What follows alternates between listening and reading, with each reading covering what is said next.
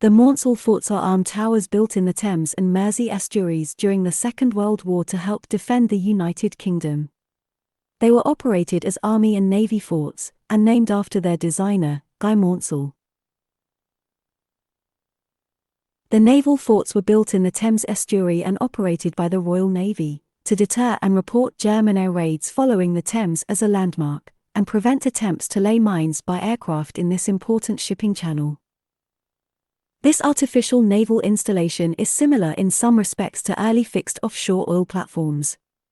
It consisted of a rectangular 168 by 88 foot, or 51 by 27 meters, reinforced concrete pontoon base with a support superstructure of 260 foot, or 18 meters, tall, 24 foot, or 7.3 meters, diameter hollow reinforced concrete towers, walls roughly 3.5 inches, 9 centimeters, thick. Overall weight is estimated to have been approximately 4,500 tons.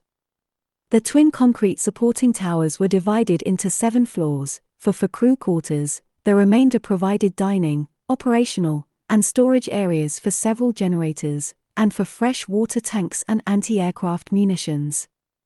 There was a steel framework at one end supporting a landing jetty and crane which was used to hoist supplies aboard. The wooden landing stage itself became known as a dolphin. The towers were joined above the eventual waterline by a steel platform deck upon which other structures could be added. This became a gun deck, on which an upper deck and a central tower unit were constructed.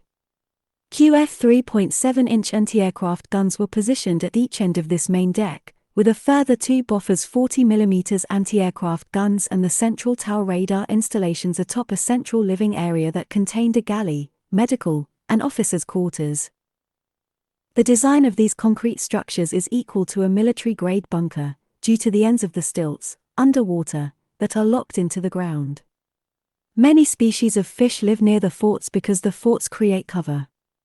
They have provided landmark references for shipping.